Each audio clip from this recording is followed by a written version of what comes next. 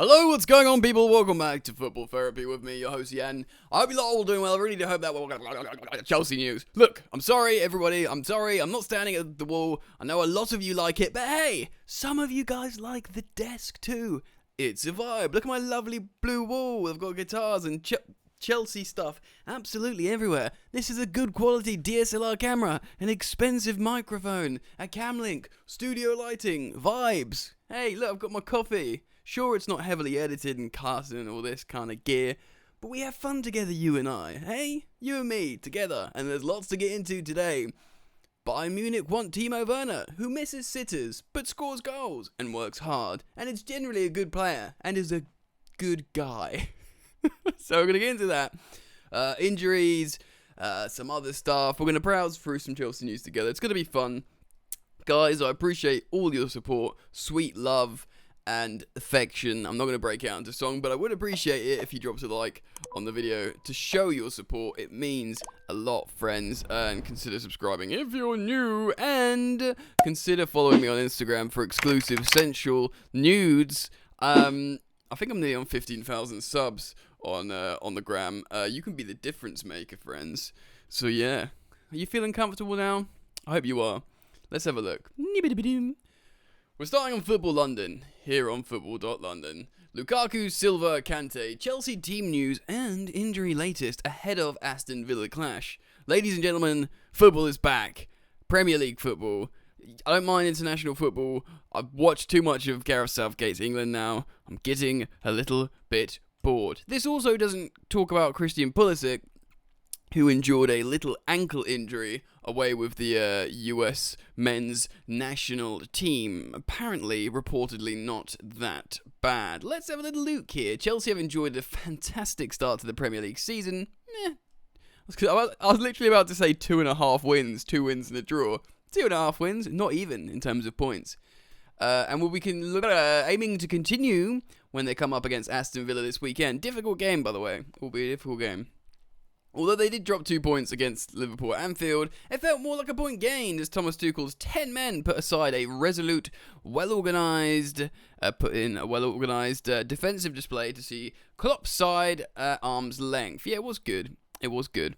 The victories against Palace and Arsenal prior to that sent a statement. Oh boy, we've sent a statement. Have we though? I mean, we started okay. I don't think we've sent a statement to the rest of the division, but they won't want the rest to rest on their laurels ahead of the Villa game. True, they do have a few fitness concerns going into their latest fixture. However, with the Chelsea boss needing to solve those problems ahead of the clash against Villa, here's who could miss out.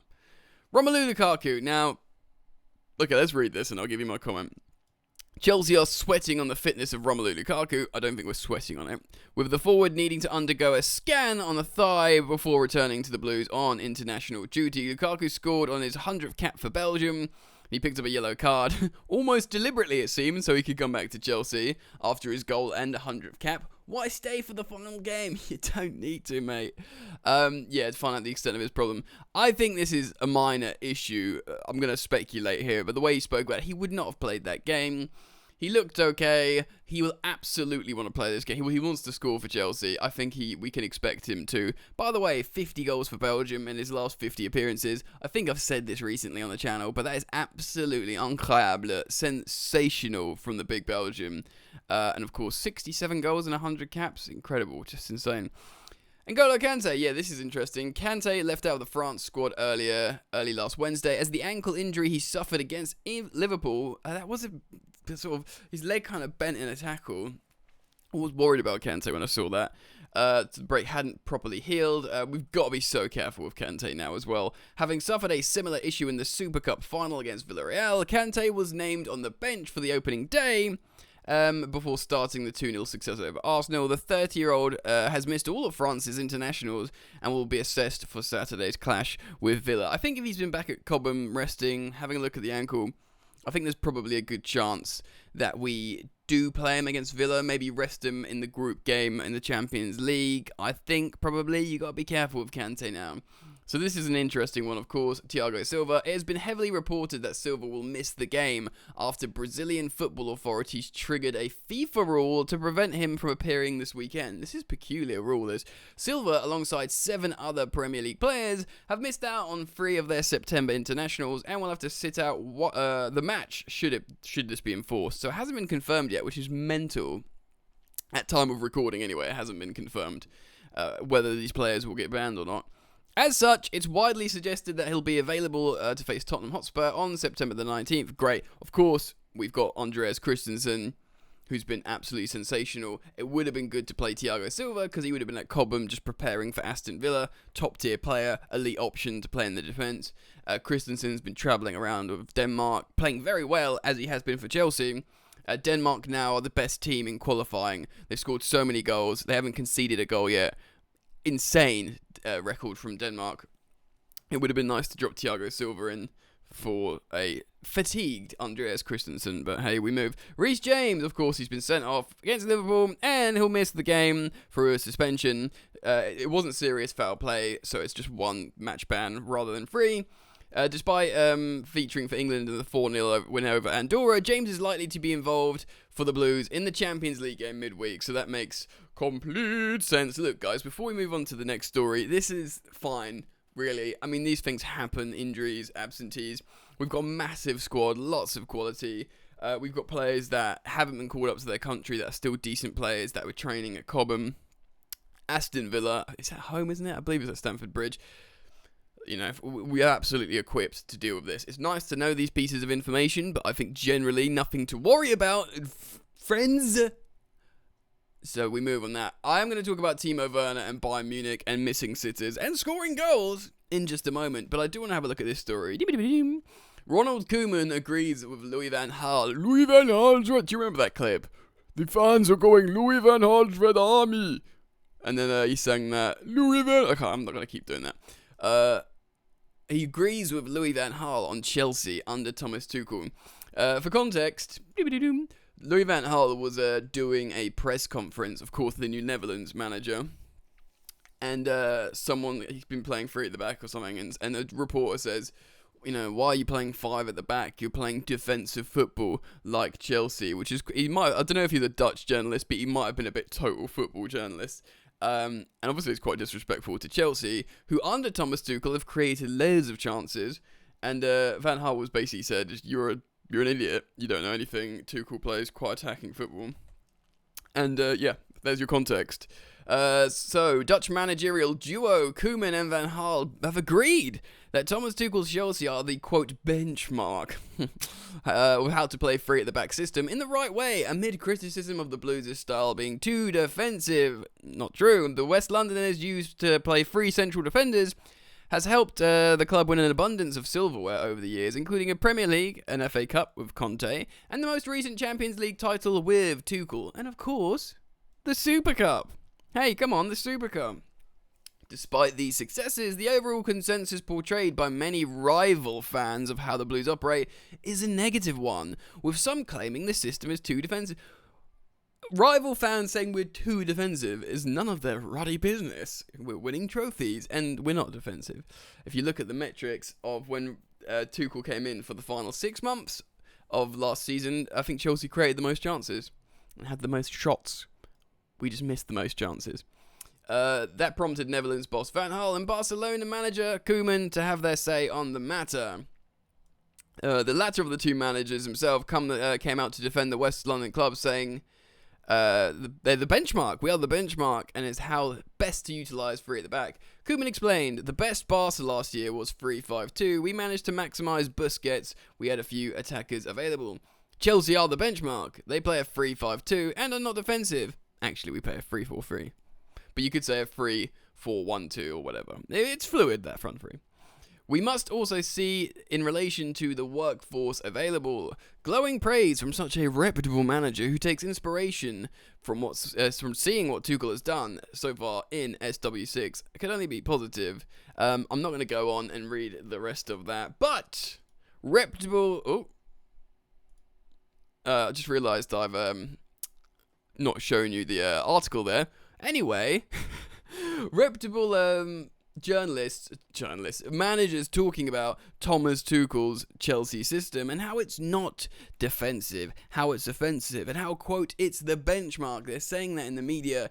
I guess his colleagues, when you say other managers, my colleagues, showing respect to Thomas Tuchel and his body of work. I do want to talk about Timo Werner.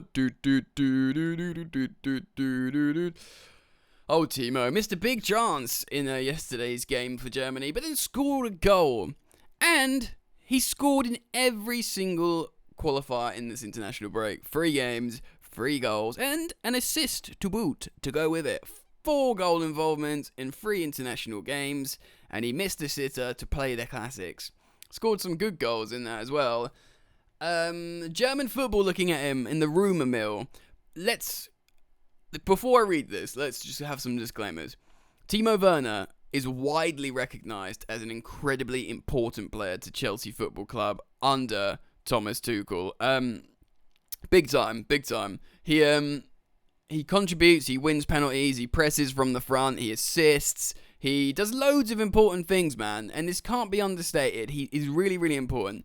He does miss sitters, and he's been linked to German football like Dortmund and now Bayern Munich, because remember, in Germany, in the Bundesliga, he scored so many goals. And what's he done since? In a year away from the Bundesliga, he was an important figure in winning the Champions League. So although like German football and some people around it might be wary of how he's missed sitters or whatever, they probably also recognised how he can score goals still, especially in Germany, and he's won the Champions League as an important figure. Even like the goal in the final, it was his decoy run. He scored against Real Madrid in the semi-final. These are big moments that have added to his previous repertoire of being a good goal scorer in Germany. Timo Werner set for Bayern Munich transfer after Chelsea struggles. I hate the media, man. I know I'm part of it, but come on.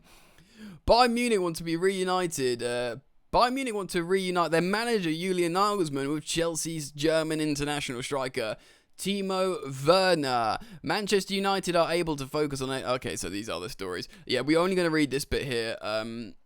By Alexander Neverton. Let's see what he has to say. Coming from the Mirror Football. Jeez! Werner linked with Germany return. Chelsea striker Timo Werner is likely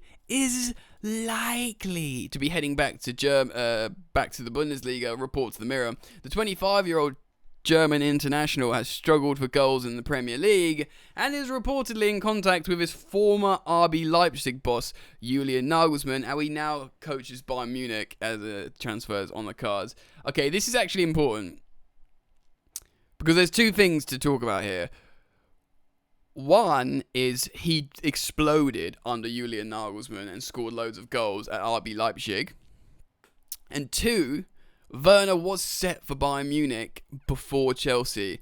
And I don't know if you guys remember the story. I certainly remember it because I reported on it rather extensively.